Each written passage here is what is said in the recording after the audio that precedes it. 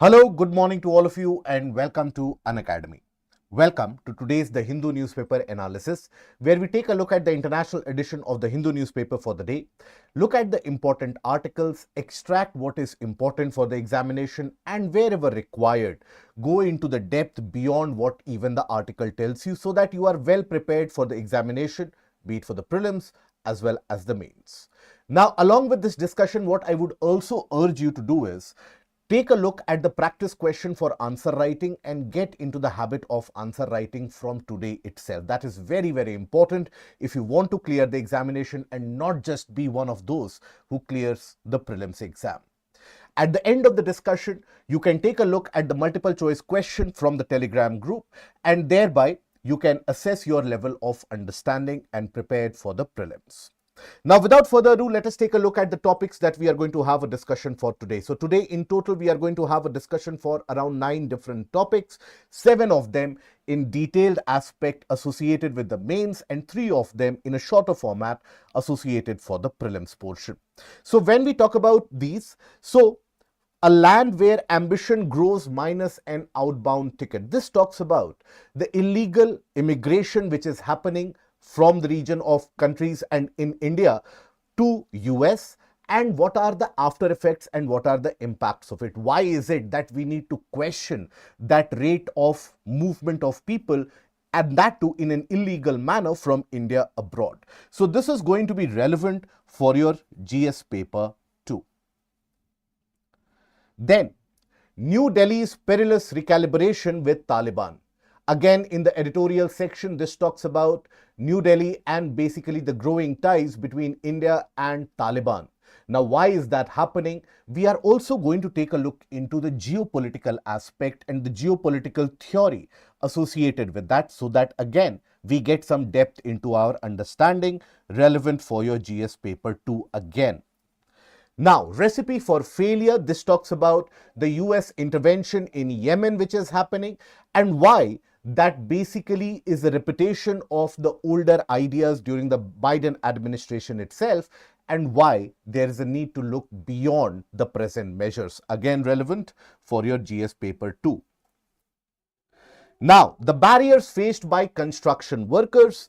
This is owing to the frequent comments made by the industry leaders about the shortage of construction workers. And these construction workers, the problems that they face are somewhere ignored. So this is an article dealing with that, along with the issues and the suggested way forward, relevant for your GS paper 3.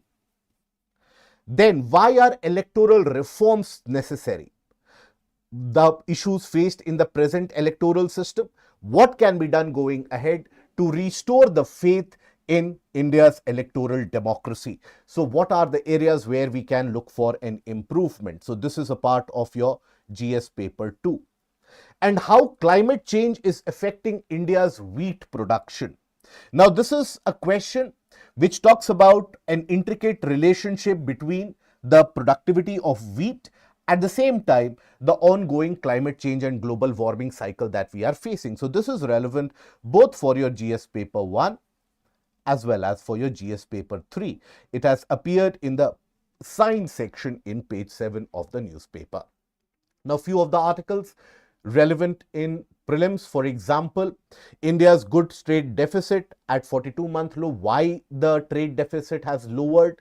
That needs to be understood rather than chasing the data.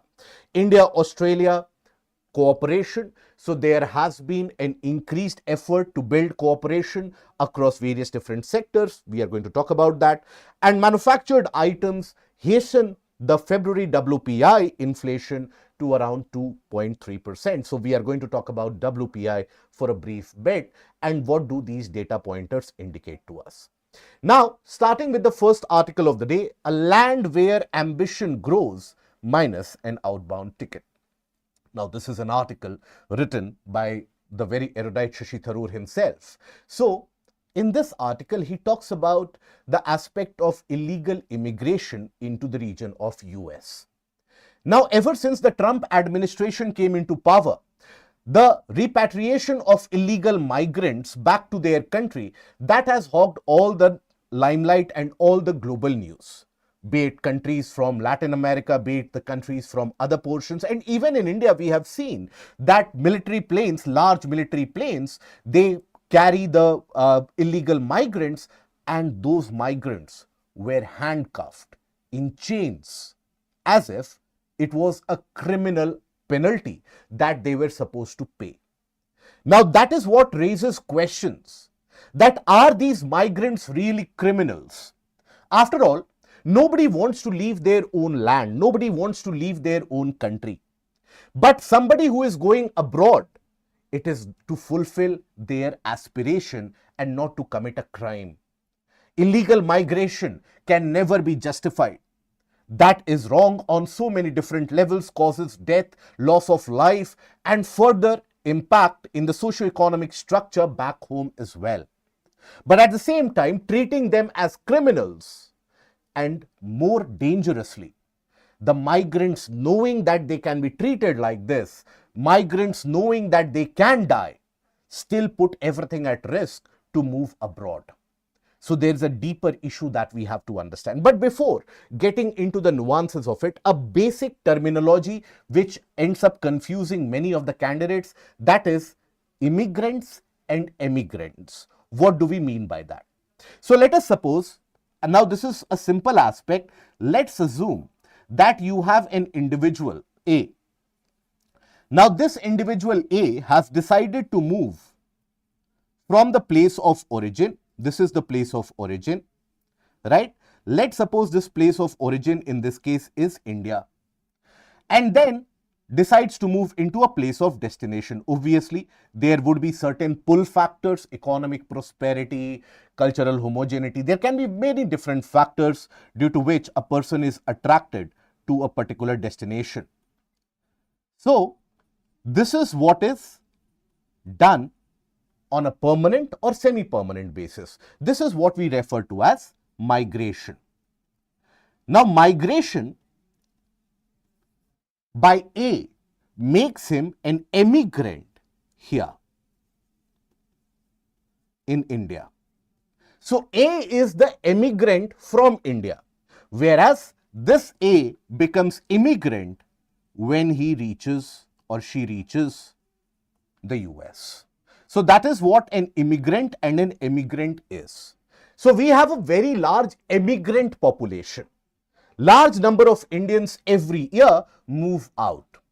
But is this a new phenomena? Absolutely not. Ever since the colonial time period, you will find evidences of large-scale migration from India to various different countries, from Mauritius to the Caribbean islands, etc., for plantation agriculture, sugarcane cultivation, etc. Now, that is what is responsible for the very large and very influential Indian diaspora that we see in those countries even today. And this migration has continued well into the 20th and now into the 21st century. You see, these migrants, when they move over to these countries, the basic purpose why they want to move is to get a better standard of life, to get a meaningful income, which maybe they are not able to earn back home.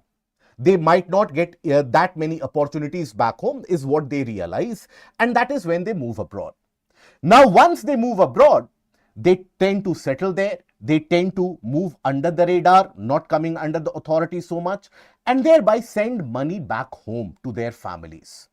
Now, that is invariably linked to the prosperity of these individual families. That is why when we talk about the remittances that India receives from these migrants, it is amongst the largest in the world.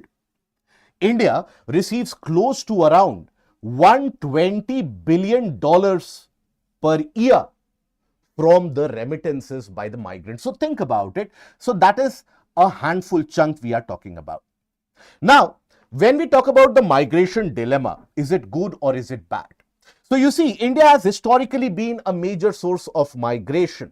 That is, ever since the Britishers came in. Before that, we had been a center of immigration, where you had large number of people from various parts of the world settling into India. That is why historically if you look at the pages of history, India has always been referred to as the melting pot of civilizations, where the Greeks, the Central Asians, everybody tried to settle down in India and called India their home. But now, ever since the Britishers came in, that situation has slightly reversed owing to the economic decline that the country has faced over the ages. Now, India has the highest number of emigrants, outbound migrants in the world. And that provides us with a substantial amount of remittances as well. But you see, there has been a hostile attitude across the world for the migrant population. Be it Europe, be it North America, all of them, they look at the migrants with a very prejudiced eye. There are racial slurs being hauled up here and there. There are racial violences which happen. There is a kind of a, in many of the cases, racial divide that they have to face, a kind of a prejudice that they have to face. But still, they tend to move abroad. Here, one more thing that we have to understand is that there are two categories of migrants, if you will consider. One is the high-skilled individuals, highly skilled individuals.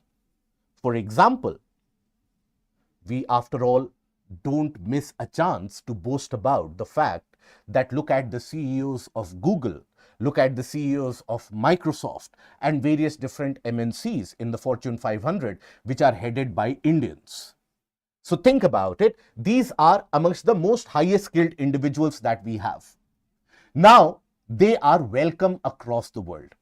So the high skilled individuals, mostly from the software sector, mostly from the engineering discipline, they end up making a good name, good money in those countries. But at the same time, you also have the low skilled. For example, the article mentions explicitly about the Sikh cab drivers. That is what the article mentions. So let's not go for a generic classification, but rather a much more generalized understanding that many of the Indians who migrate, be it from Punjab, be it from Gujarat, be it from any part of the country, when they do not possess the skill, most of them, they end up performing a role of a cab driver or a manual laborer or in any other blue collar jobs as well. Now, the living conditions are not very good. The working conditions, the pay grade is not very good. Still, they tend to move abroad. They have that kind of temptation to move abroad. Now, migration per se is always good. Migration in itself, if you consider it, is always good. So, you have to understand that migration benefits both the countries. For example, if you have Indian migrants moving into US, you think about it, US basically gets a labor force, labor supply. Isn't it? When you have Indian migrants moving to countries like Sweden and other European nations, they get the much required labor force. After all, those are the countries, the prosperous countries, who are witnessing a decline in the birth rates. As a consequence, they are going to witness a massive shortfall in the working age population. So if they want to grow continuously, they need that working class population from somewhere of the planet, and that is where the Indians, they provide that in large numbers. At the same time, when they earn, that brings socio-economic prosperity back home, so it is good for both the countries. Hence, migration is a force multiplier. Now, why it happens and the vicious cycle associated with it. So you see, earlier, when you talk about, or when you would talk about migration, that would largely be driven only by abject poverty.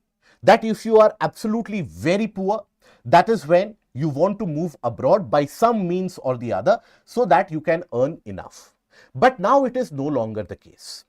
And the article in fact argues that the recent cases that we have seen, even in terms of the illegal migrants who are moving abroad. Now think about it.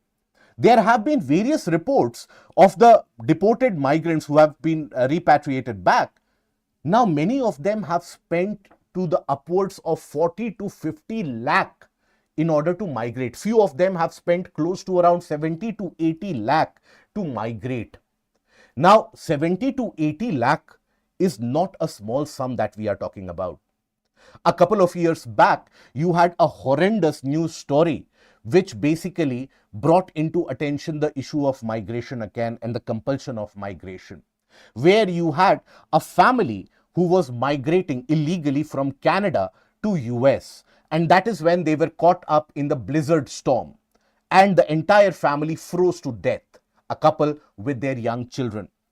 Now, they were amongst the upper middle class when you consider them in India, right? They had put in close to around 1 crore in order to move. Now, think about it, 70 lakh, 1 crore, if you are spending to migrate, it is not a small amount. So it is not only driven by poverty anymore. It is driven by aspiration to rise even higher up, and also driven by lack of further opportunity. That is why earlier, where you had only the male members who would generally constitute the migrant population, now you have the entire family setup going for migration. You also have evidences, for example, migration happening from the region of Punjab, where you have the farmers who have their own land, cultivable land. Now, in that cultivable land, understand this properly, in that cultivable land, they have deployed migrant laborers from the states like Bihar, UP, etc. So that means that farmer is not very poor. After all, he has deployed labor in his farmland. But that farmer himself is migrating to Italy in order to work in the farmlands of Italy, right? So that is where the working conditions are so poor, but then the lure of aspiration, money, and at the same time social status involved with settling abroad, that is driving the migration trends. At the same time, when the family back home comes to know about it, then many people in the family want to replicate that story. That is considered to be a success story. But the harsh reality is that once the migrants reach those foreign shores, it is not that lucrative anymore. As we talked about it, they mostly stay under the radar. They don't want to be caught by the authorities, right? Because many of them simply want to earn, send money back home, and simply have a meaningful life. But then the racial slurs, the racial prejudices, the violence that happens, and the suboptimal living conditions. After all, there was a well-documented evidence regarding the ill treatment of Indian workers who were again migrating illegally to Germany and Italy and the southern European nations to work as laborers. Now there, they were not given food, they were not given money for months altogether, they were not allowed to shower, they were not allowed to use the washrooms, their documents had been seized. And we are not talking about any Middle Eastern country. We are not talking about West Asian country where these phenomena are quite known and documented for a long time. We are talking about the regions like Italy, France, Germany, etc. And the workers who had migrated from India, these were not the poor individuals. So it is not as if you migrate, the conditions are absolutely beautiful and hunky-dory at the same time. No, absolutely not. The conditions are very, very harsh. That is why it is the article is talking about the American dream, the so-called American dream of prosperity, freedom, etc. being a mirage rather than a reality, being an illusion rather than a reality. When you reach there, the difficulties faced are much more. So that basically brings forward or raises certain questions. That first of all, the major question which it raises is that do the migrants deserve to be treated in the way the US is treating them now? Because if you understand, last year the Biden administration had repatriated or sent back around more than 1,000 individuals. But it did not make national headlines at all. 1,100 individuals were sent back by the Biden administration. Did not make headlines, right? But this year it is making headlines. Why? Because they are being handcuffed. They are being chained. Countries like Colombia have declined to accept the migrants in that particular manner, saying that they are not criminals and it harms the basic human dignity. Maybe we need to take a firm stand like that. After all, US presently, on an estimate, has close to around 7.5 lakh illegal immigrants from India. So obviously they will be deported at various different stages, but that needs some dignity, because we have to understand there is certain compulsion due to which they are moving to the place of destination. But it also raises questions back home. Why is it that people are migrating abroad? That means there is not enough opportunity back home. So we should strive on creating that opportunity. Welfare, infrastructure, education, entrepreneurship, that has to be improved, and more job opportunities need to be created in India, so that the aspiration that the individuals have, that can be utilized to harness and tame Indian growth story. Then migration should be an aspect of choice, not compulsion. The basic choice should be living in India. That is how much opportunity should be created. And when you talk about people being deported, people should come back on their choice. Make the land so attractive, make the land so prosperous. That is what China has started doing.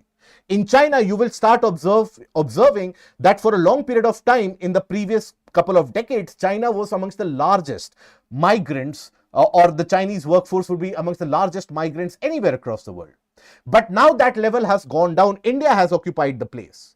And most of the Chinese workers who are working abroad, now they are preferring to work back in China, come back to China, because the land is creating that opportunities due to economic progress. So we need to progress. And also, we have to understand that we are in a very purple patch of a demographic dividend. What do we mean by demographic dividend? Where almost 65% of our population is below the age of 35 years. In the next couple of decades, or in the next decade and a half, we are going to boast of the largest working age population anywhere across the world. So if we have that large working age population, we should get the economic benefit out of it. Various countries that we see who have grown across the world, they have utilized this population attribute. The US witnessed this kind of a population surge in the 1920s. That is what was used for the accelerated growth in US. China witnessed that in the 90s and the late 80s. That is what China used as a pedestal to grow. India has to use this. Our demographic dividend has to be used by creating opportunities for the growth of India, rather than that demography serving for the growth of other nations. Obviously, it has to be a matter of choice. Okay? Now, let us take a look at the practice question which can be framed from here. Demographic dividend needs to be used and not exported. Comment. Now, here the question is asking comment. So, you have to bring both sides of the story. Okay? So, first of all, demographic dividend needs to be used internally. But at the same time, you also have to bring the perspective that it is okay for our demography or our population to work abroad. After all, migration is a force multiplier. These terminologies you have to use in the exam. So in the intro, what do you write? Intro, you mention about the concept of what do you understand by demographic dividend. Okay?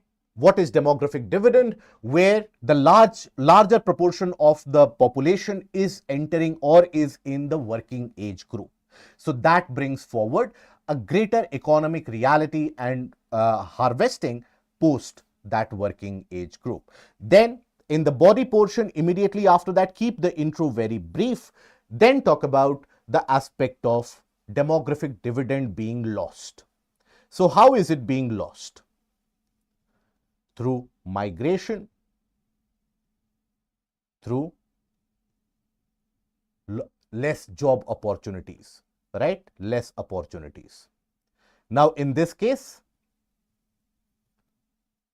you have to mention that they end up serving as the working age population for the developed nations, and that is where their growth is being multiplied. We are getting the remittances, but maybe if that population would work in India, the growth and the perspectives would have been very different, right? So both sides of the argument you have to argue. So at the end of it, very briefly before the conclusion, talk about it, that it is not always bad. It gives foreign expertise, technological know-how, and also creates a knowledge-based society where knowledge is in. If you have high-skilled workers moving abroad, so that also creates a respect for gaining that skill. and that is what pushes the society to garner further skill. So like that, and then in the conclusion you talk about that how India is expected to have this demographic dividend for the next 15 years. The expectation is up till 2038. So that is the time period which we have to utilize with maximum efficiency, and that is where infrastructure, job creation, capital asset creation, and opportunity to utilize the aspiration of the working class needs to be addressed. Otherwise, what we are staring at is a stage of demographic disaster with joblessness and further social strife. Like that, you can end the answer. Okay. Now moving on to the second article, that is New Delhi's perilous recalibration with the Taliban. Now this article talks about the increased warming of ties between New Delhi and the Taliban. After all, India has finally given the approval for the deputation or deployment of an envoy of Taliban in New Delhi. Now, till now, India has not allowed it. So that is the context in which it is being discussed. India is strengthening ties with the Taliban, with reports that India will allow Afghanistan's regime to appoint an envoy to its embassy in New Delhi. Now, let us dissect this article and let us understand why India is actually deepening its relations with Taliban. And here, we will have a pinch of geopolitical discussion as well in terms of the theory of geopolitics associated. So basically, you have had various high-level meetings between Indian and the Taliban officials regarding economic ties, humanitarian aid, political ties, etc. But India is not doing it out of its individual choice that Taliban should be there in power. Remember, prior to the Taliban, the administration which you have presently, there was the government of Afghanistan, and India had very good ties with the government of Afghanistan. India had massive humanitarian aids going into Afghanistan when it came to construction of dams, power plants, and also the schools and hospitals in the region. Roads were built. So there was a bonhomie which was shared with the previous administration ever since the Taliban took over. At the time of the NATO troop pullout and the takeover by the Taliban, at that point of time, India was not celebrating. India was in a lot of skepticism. Pakistan, on the other hand, was celebrating. You had the ISI chief who went to Afghanistan to congratulate the Taliban. That put a lot of skepticism and fear in Indian minds. But then the Chinese moved in very quickly. And as the Chinese moved in to cement their relations with the Afghans, that is when India was being outpaced. And that is where we say India was forced by the dragon. You see, what India has decided to do now, that is allow Afghanistan's regime to appoint an envoy and accept the credentials. China had done it last year itself. Right? So China was the first country to accept Taliban credentials last year itself. China has been keen on expanding trade relations because why? Taliban, the region of Afghanistan rather, is very rich in very crucial minerals. Minerals like iron, minerals like even critical mineral supply, zinc, etc. are to be found in the region of Afghanistan, and China, being resource hungry as it is promising infrastructure in the place of minerals. That is how, or that is the model that the Chinese have followed in terms of Africa, in terms of poorer Asian nations as well. So that is the policy that they seek to follow in the region of Afghanistan as well. Now, China has also asked the Taliban administration and Afghanistan to join the Belt and Road Initiative.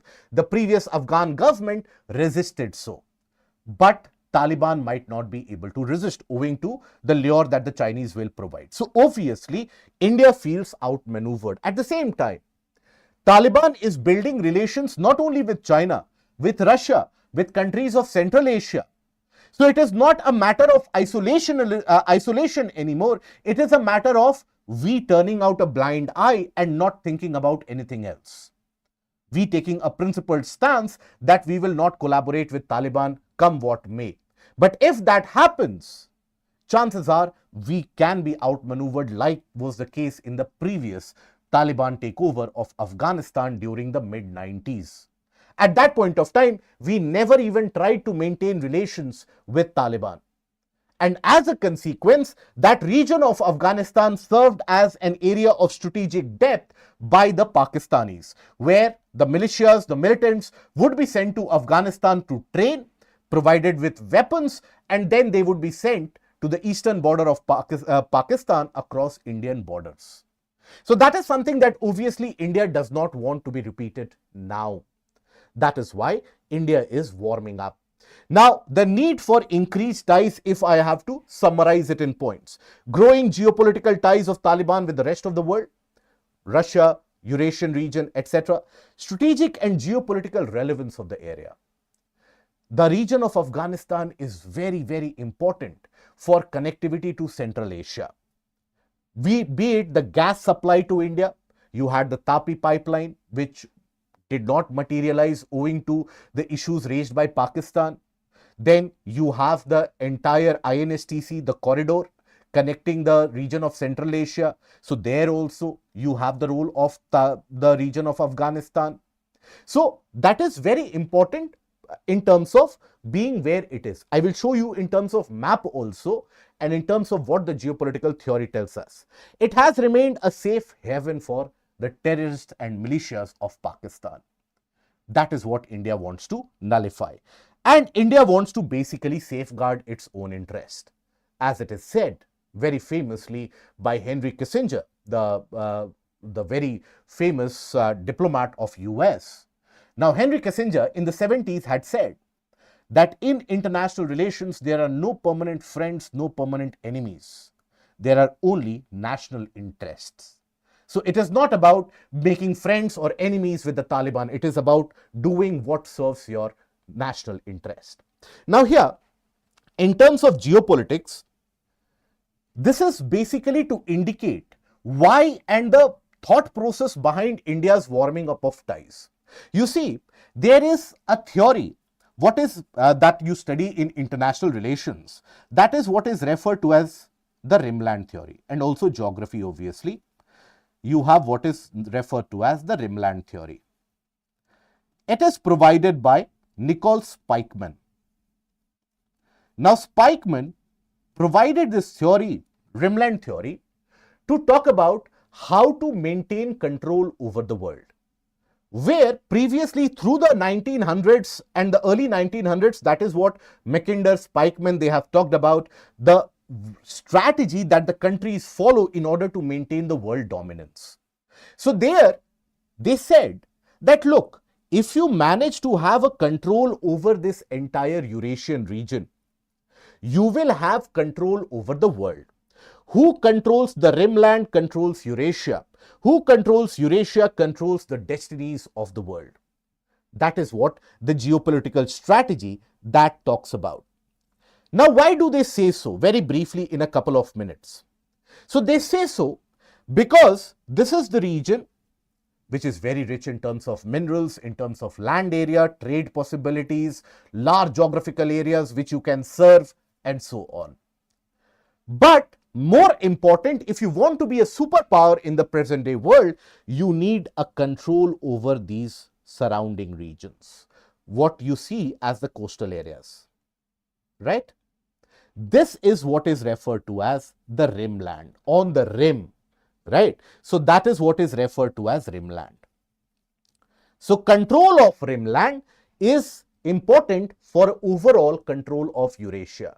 And control of Eurasia gives you the control of the world. This is what the Chinese have been following when they are carrying out the Belt and Road Initiative, the string of pearls strategy. They are trying to control the rimland.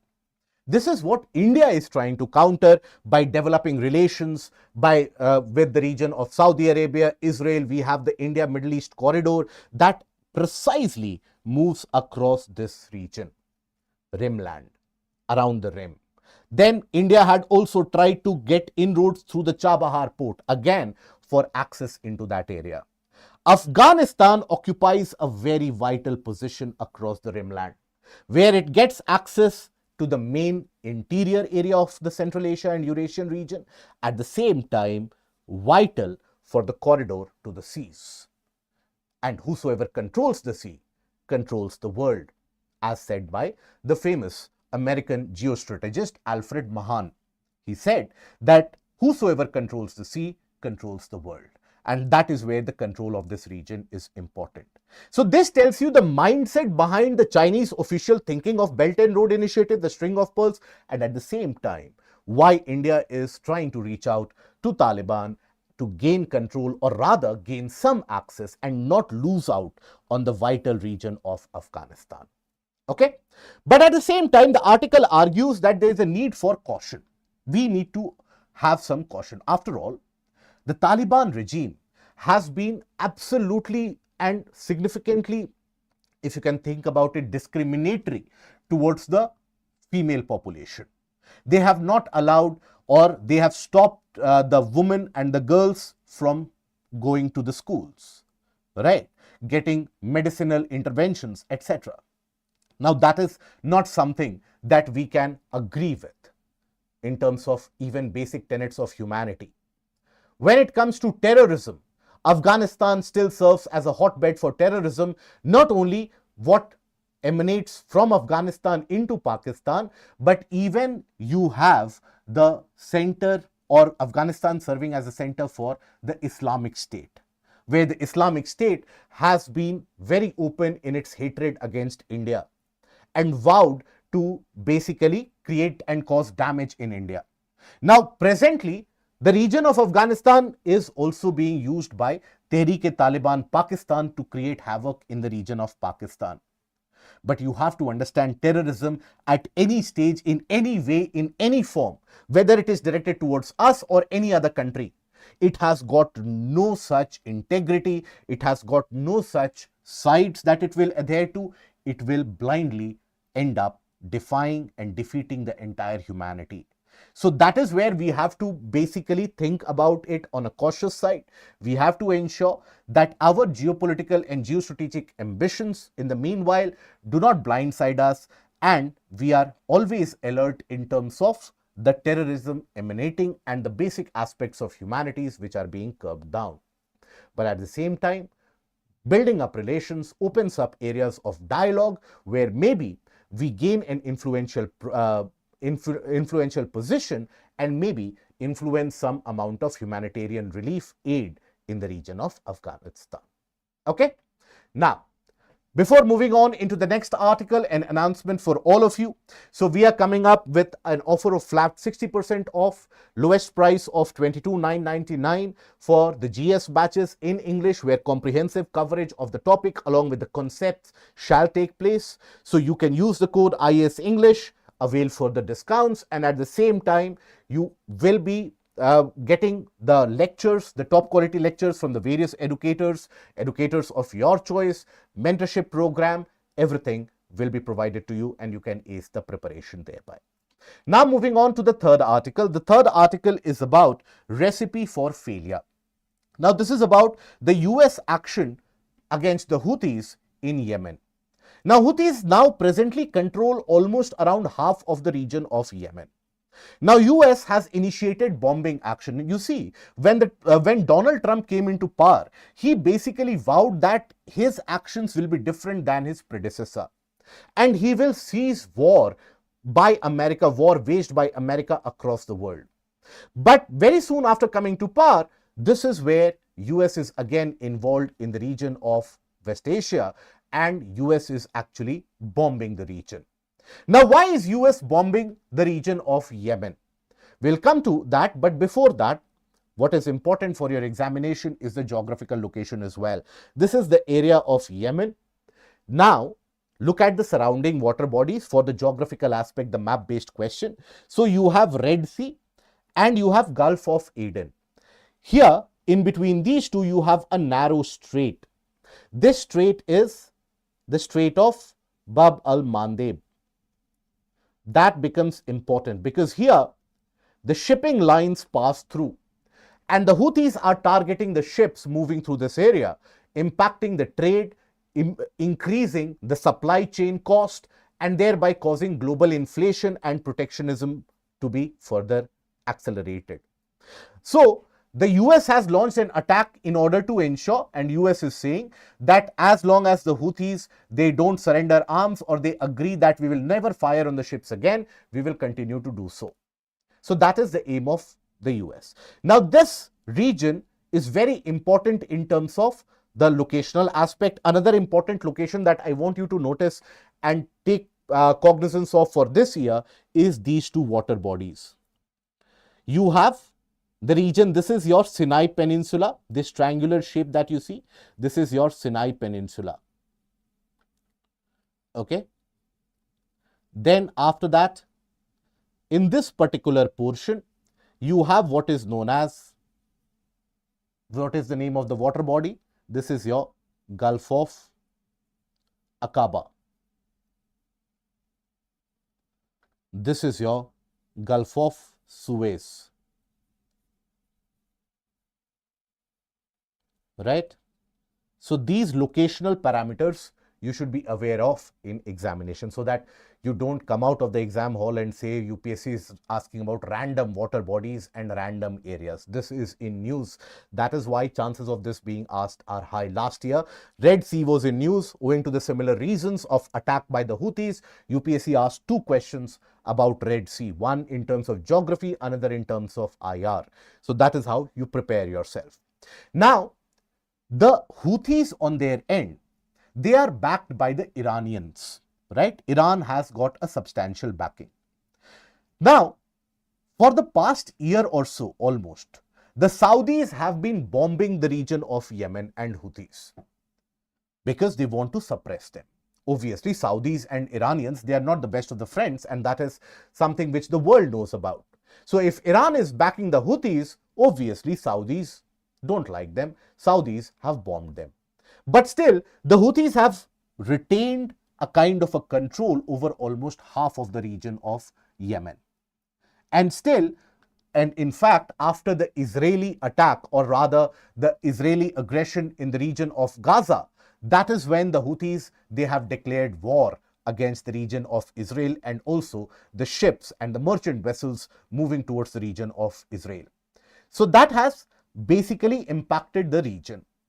Now, US on its own, meanwhile, has been trying to negotiate a nuclear deal with Iran. Now, that is something which happened last week. Over the past week, there is no such movement or reply from the Iranian side, or no such overture from the Iranian side showing its inclination for the nuclear deal being offered by the US. Now, that also raises speculation that US wants to show Iran its own place, and that is why US is using aggression in order to suppress the Houthis, which are backed by Iran, so that Iran's overall network gets shortened, gets curtailed, and Iran is forced into a kind of a deal thereby. So that basically brings into question the similar policy prerogative and the basic question, how is it going to make any difference at all? You have this particular initiative by the US to weaken Iran. Obviously, the official line is that we are bombing the region to make the merchant shipping lanes free of any intervention, any attacks, any missile attacks by the Houthis. And yes, the merchant vessels, they suffer. Supply chain logistics, they suffer. But the larger geopolitical implication is to weaken the country of Iran.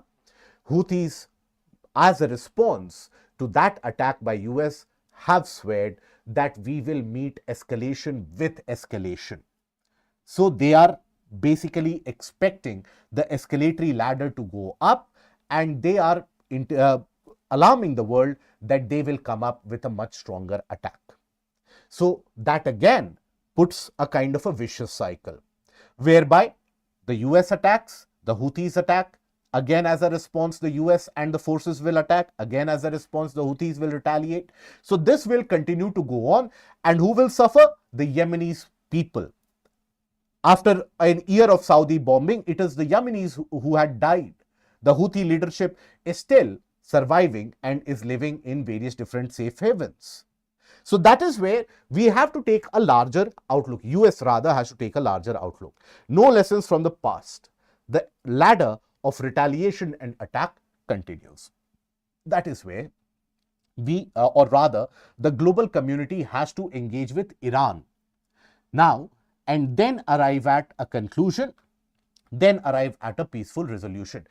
Having said that, today morning, this has not come into the newspapers till now, but then today morning, the news broke out where Israel has launched a further escalatory attack in the region of Gaza, killing many individuals. So think about the outcome of it. This will have a direct outcome in terms of the Houthis and in terms of what is happening in Yemen. Because as Israel escalates the attack, Houthis will retaliate, the US will come in, and this will go on.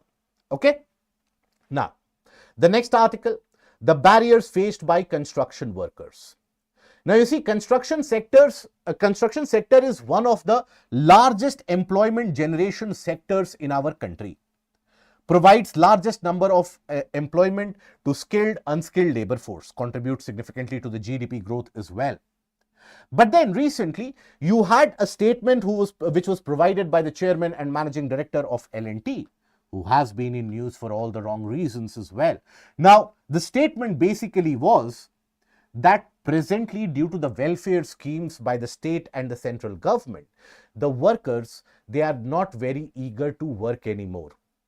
So there is a shortage of workers in the construction sector because they get money sitting at their home. That is what he was implying. So the article talks about, and here we will not concentrate into the nuances and the aesthetics of what he said, whether he should have said it or not. That is something which is best left to the social media and the social media mouthpieces. Here, let us concentrate on the issue of the migrant workers. What are the issues that they face and what can be done as a solution? So first of all, the importance of the construction sector. You see, construction sector is one of the fastest growing sectors of India, contributing almost 9% to the national GDP, projected to reach $1.4 trillion by 2025, with estimated 3 crore workers by 2030. Now, this is a data pointer that you should note down somewhere, because this is a data pointer that you can use in the mains examination in various different aspects, be it in the essay, be it in GS paper 1, be it in GS paper 2, or even GS paper 3. So, the construction workers, they are very vital for the future growth and drive of the Indian economy. Having said that, what are the challenges which are faced by the workers at a personal level and also at an institutional level, where as a state, as a nation, we are not helping them? But before that, the challenges faced by them alone. First is frequent relocations. It is not as if a construction worker who is a migrant worker who is staying somewhere, let's suppose in the state of Punjab or Maharashtra or Gujarat, they will get work there throughout their life. They frequently relocate. There's a job insecurity associated as well, due to which they relocate. When they relocate, they are not eligible for benefits anymore. And as a consequence, even the working or the living wage or whatever money that they are earning, that goes down. And also, what is the welfare which the state or the center is supposed to provide them, that also does not materialize. Then, high job insecurity, very limited access to worker benefits. Now, the states, they collect cess, right? Cesses for worker benefit. Now, overall, the cesses have turned out to be close to around 70,000 crores. Large amount of that money remains unutilized.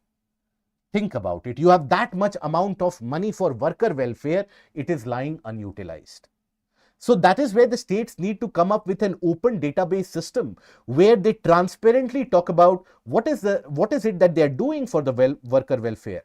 At least give them good dwelling places, good places to live, hygienic places to live. Not a large multi-storied building, but at least a meaningful habitat, so that they don't get infectious diseases. They have proper hygiene, sanitation facility, drinking water facility. Their out-of-pocket expenditure will go down. That in itself will remove poverty from the lives of these workers. Then, poor working conditions, lack of safety standard, that is something which is common across the construction sites in the country. Issues associated with documentation.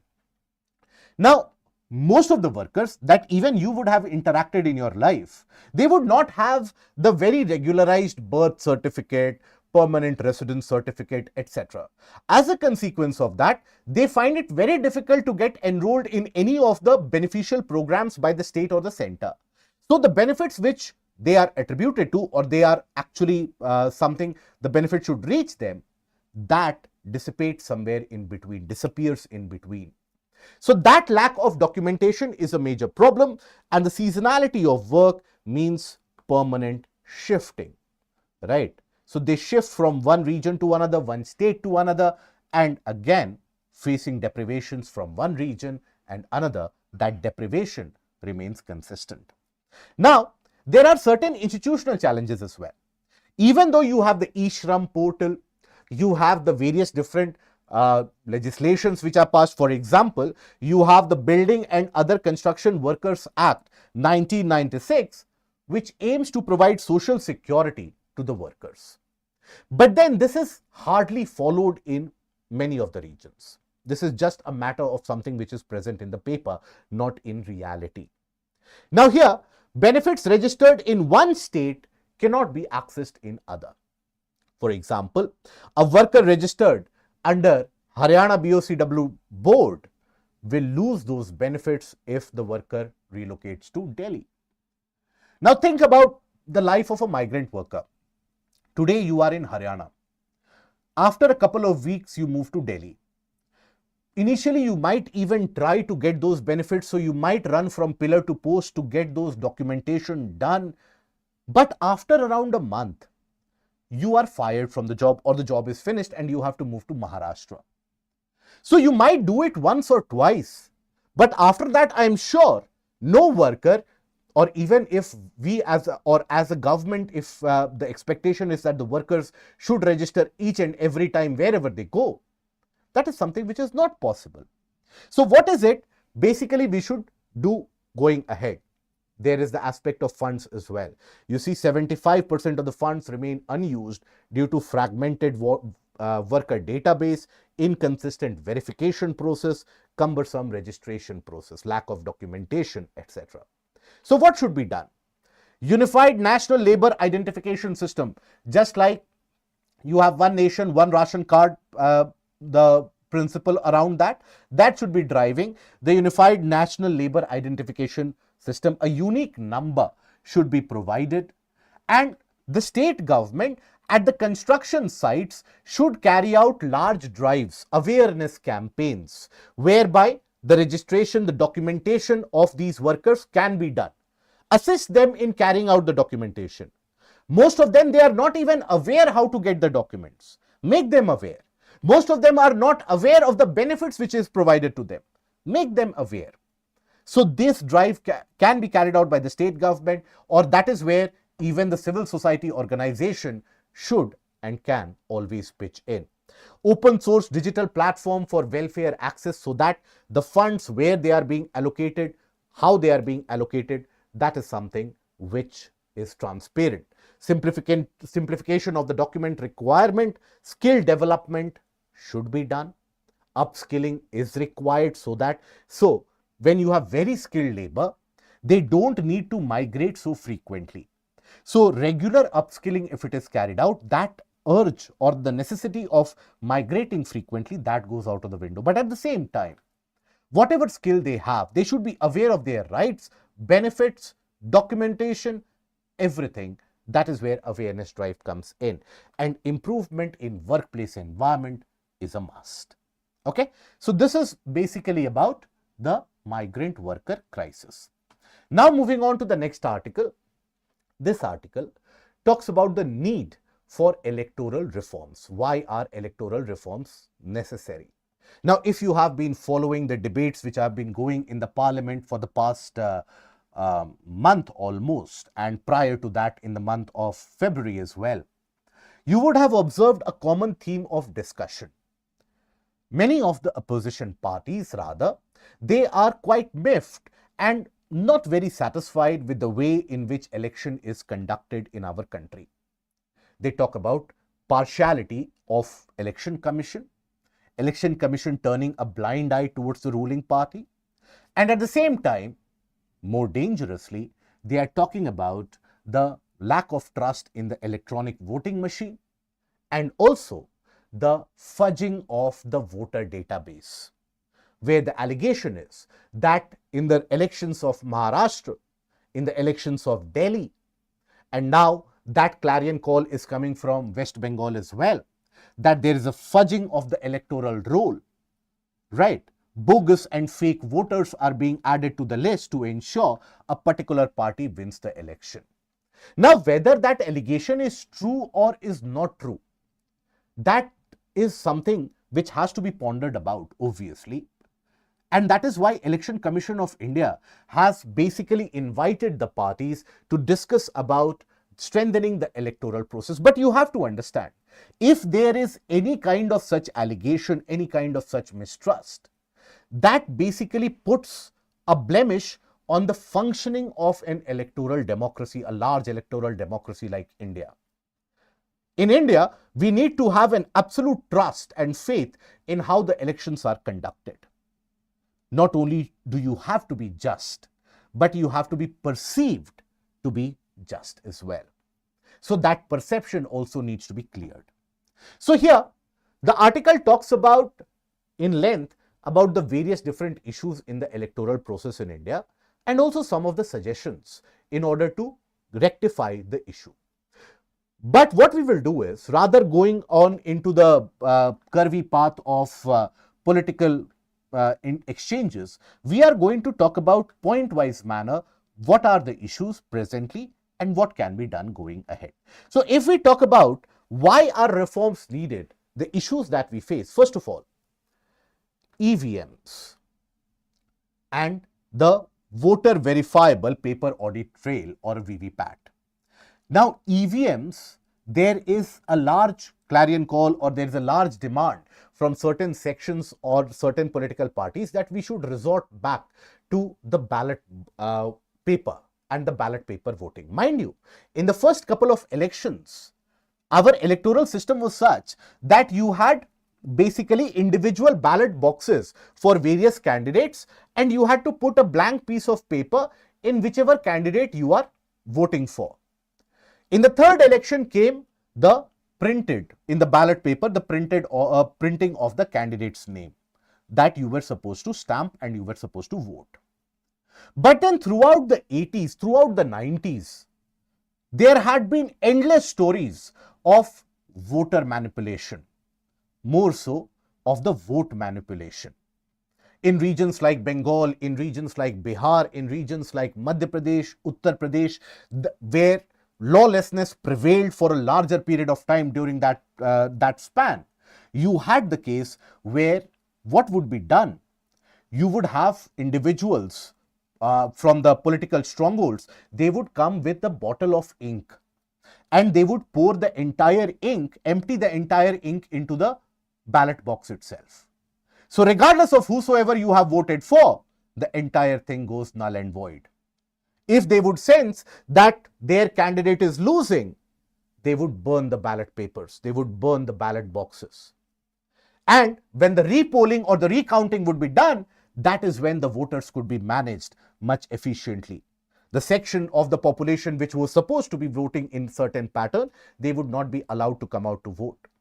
So there was a large-scale electoral violence which was associated with Indian elections. Take a look at any of the newspaper of the late 80s and throughout the 90s, you will come across various violent streaks across the country.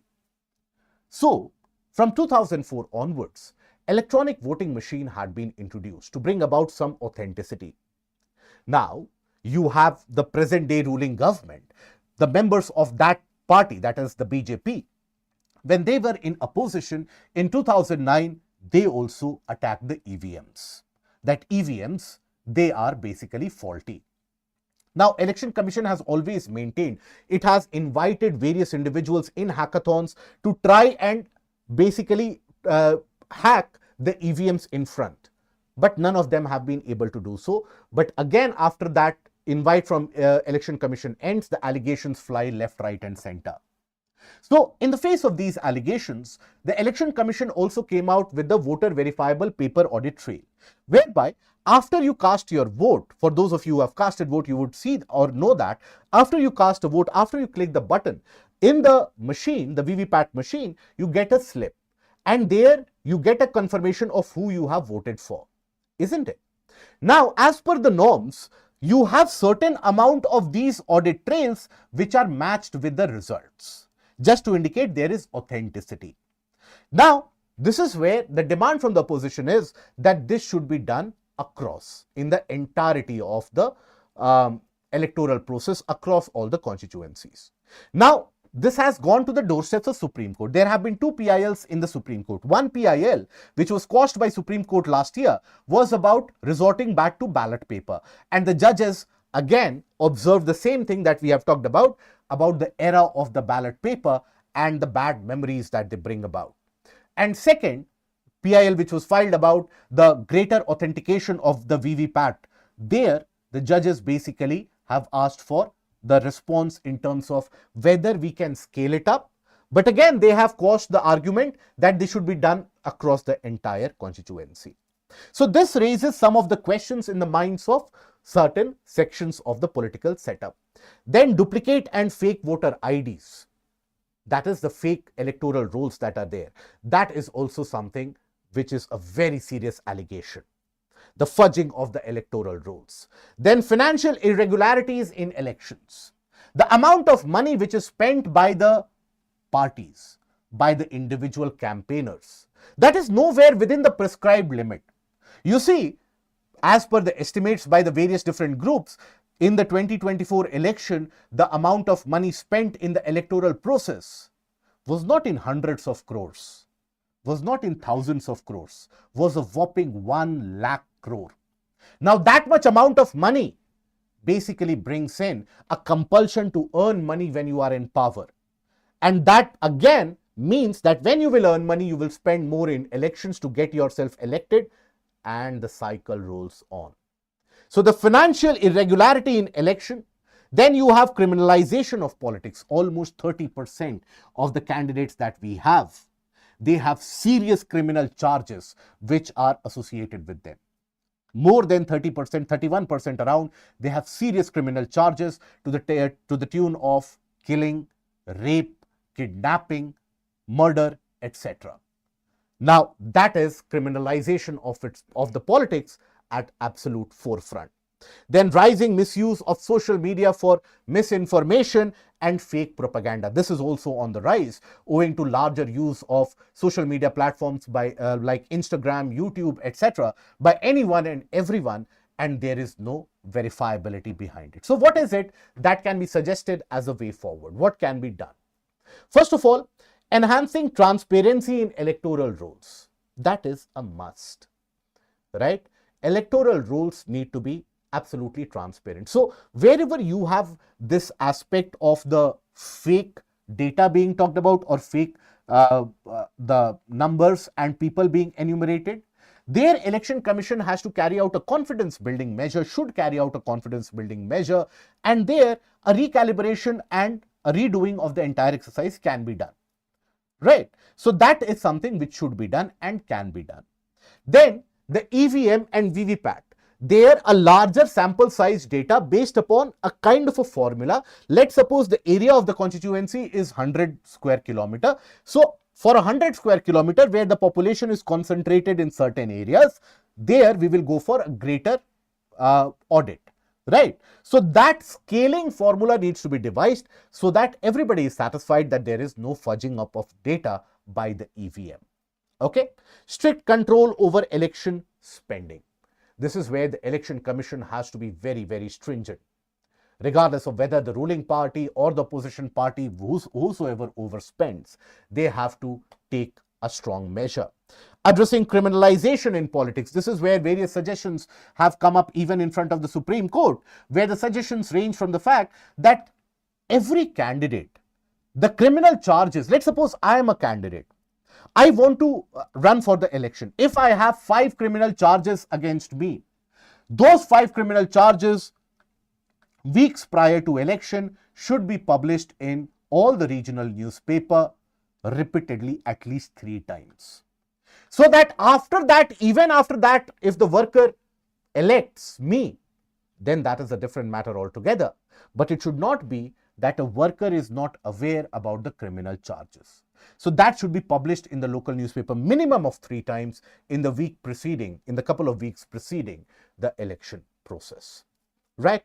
Regulation of social media and fake news, and also a strict adherence to the model code of conduct should be done. Hate speeches, wherever carried out, divisionary and divisive speeches, wherever carried out, should be curbed with an iron hand.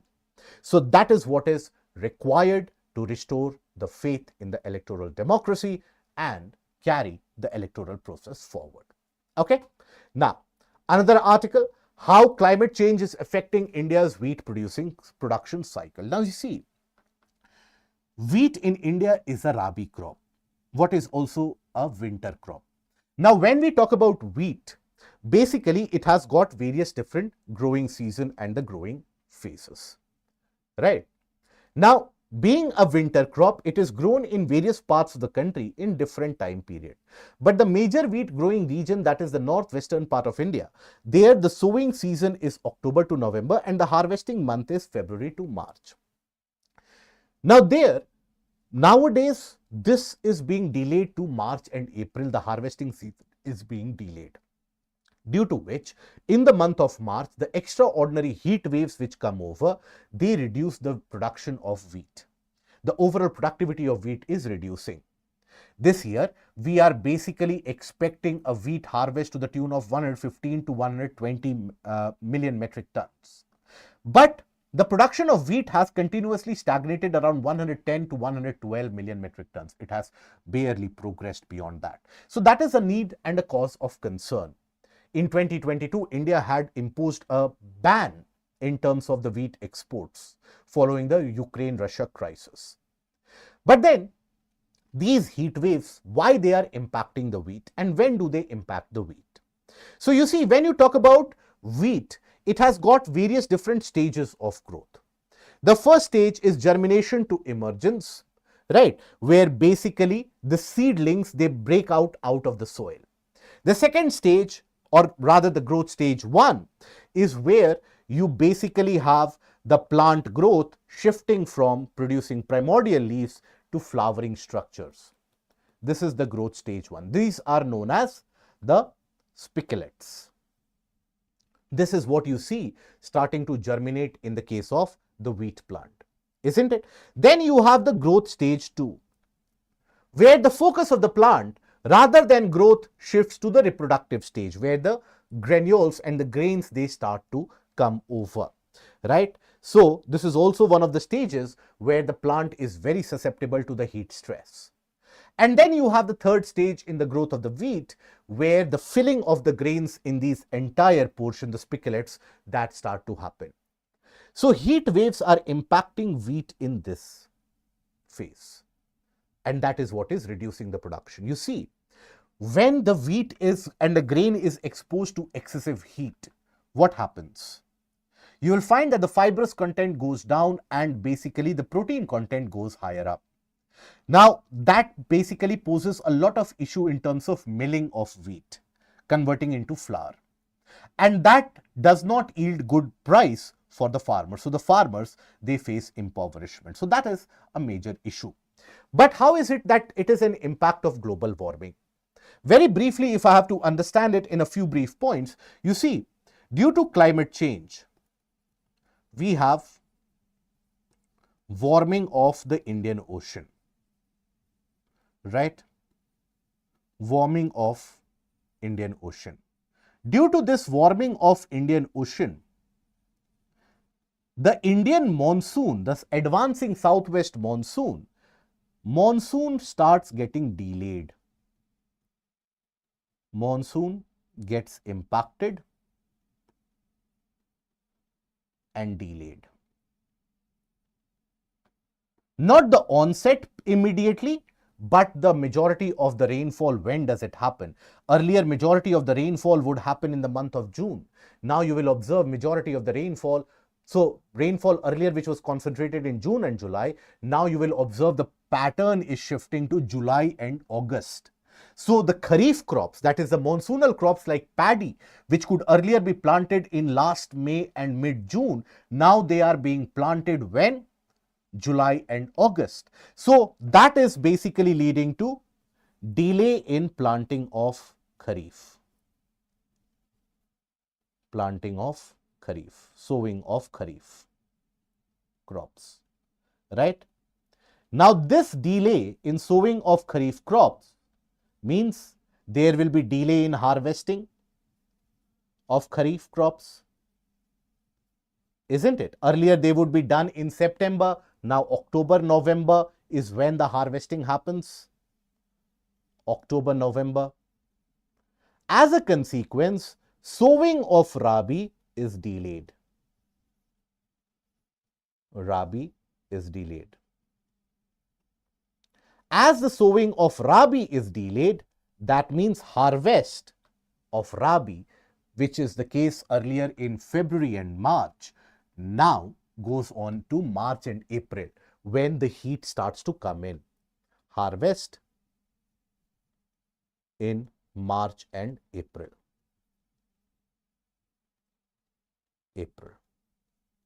Right? And that is what is basically exposing it to extreme heat. Exposure to extreme heat, due to which the overall production is declining. Okay, so this is basically due to climate change, where the entire sowing season and the agricultural season in our country is getting impacted. Even the kharif crops are impacted, even the rabi crops are getting impacted, due to which the wheat productivity is not increasing. While in the case of paddy, we have reached somewhere around 135 million metric tons of annual production, which has increased over the years. But in the case of wheat, 110, 112, again 110, again 111. Now we are aiming for slightly higher. So if everything goes well, fair enough. But again, heat waves have started coming in. So what is the way forward? Way forward is climate smart agriculture, where we have to get the timing correct, right? The regions, they should start planting the crops when the timing is correct. And also there needs to be a greater research and development in terms of developing drought resilient crop varieties, heat stress resilient crop varieties. That needs to be done at the Indian Agricultural Research Institutes that we have, right? And better varieties of seeds need to be brought about, and also irrigation facilities. That is a must. So climate smart agriculture, that is about the timing. Smart agri, timing should be perfect for plantation. Then more research and development, right? And then after that, we also have to ensure that like wheat in India. So here, this is a direct question, 10-mark question. So in the intro, you mention about or talk about climate change. Talk about climate change. Okay. Right? It is upon us, leading to global warming, which changes the rainfall pattern, the seasonal characteristic, everything changes, which also changes the agricultural productivity across the country. Now here in the body, you talk about wheat. Conditions required, when it is sown, when it is harvested, how heat is impacting, in which growth stage it is impacting, and also basically why it is getting delayed and exposure to heat. That entire cycle you need to talk about. In the conclusion, you have to talk about the way forward, and because climate change and global warming is a reality and no longer an illusion, we basically need to bring about a greater amount and a better research facility, and these are the way forward to ensure food security for the population. Okay. Now, after that, we move on to the next, basically certain number of articles relevant for your prelims area. So here, basically India's goods trade deficit at 42-month low following dip in gold and crude import. So our goods trade deficit the import-export, that trade deficit has reduced, which is a good news. But why it has reduced? So it has reduced because the import of gold and silver, that has been on the decline in the month of February. There has been slight cooling of the metal prices as well, right? And India's gold and silver exports, which were substantially lower. Obviously, you have the base effect as well. Now, crude import, that is crude and petroleum, that oil import is also lower. Now, this basically is indicative in many of the cases of reduced economic activities. If the consumption of energy minerals that reduces, that means overall consumption can reduce, and that is indicator of an economic slowdown in the way. But here the export is robust, around 36.9, around $37 billion in the month of February. Now trade deficit has reduced, and now the expectation is of a current account surplus for the quarter in Q4 of FY25. Okay, so which has reduced, which materials the import has reduced, that is important. What is it indicative of?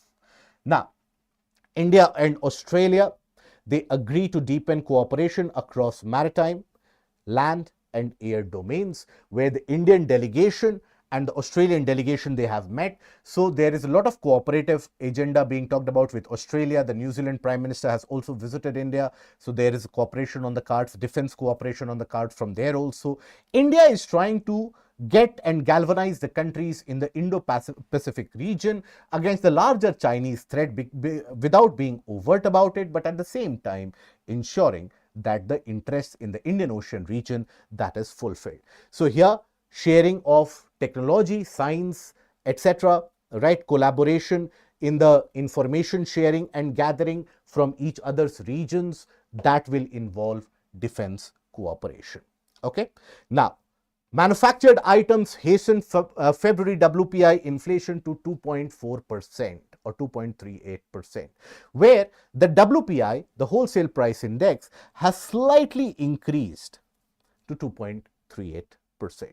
So for your prelims, what is important is WPI. For your examination, data is not important. What is important is WPI. It also talks about that overall the food inflation has slightly come down.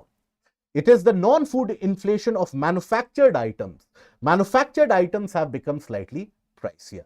And this is about the global supply chain getting disrupted. So for WPI, who releases it? You have the release by Office of Economic Advisor, Department of Promotion of Industry and Internal Trade, right? Union Ministry of Commerce and Industry. And what is that WPI composed of? WPI is the weighted average of the basket of goods, and the basket is largely divided into three major groupings. You have the primary articles, fuel and power, and manufactured products. Now within the primary articles, primary sector mostly, you basically have food, where the inflation is oftentimes considered to be maximum. Non-food articles, minerals, crude petroleum and natural gas. They have the weightage which is which is significant. So they have basically 22.5%, that is the weightage of primary articles. Manufactured products have the maximum weightage of 64.2%. So there are multiple subgroups within that as well. Fuel and power, coal, mineral oil, electricity. So this is what the WPI basket is constituted of, who releases it and what it is about. That is relevant for your prelims. That brings us to the end of the discussion. The discussion was slightly elongated today, but we went to the depth of various different articles, something which was beyond the articles immediately printed in the newspaper. After all, that is required for gaining the depth for civil services preparation as well. I hope the session has been helpful and you have liked the content which was delivered here. If you have done so, please don't forget to click on the like, share and the subscribe button and put that in the comment section below. Till we meet again, take care. Goodbye. Thank you.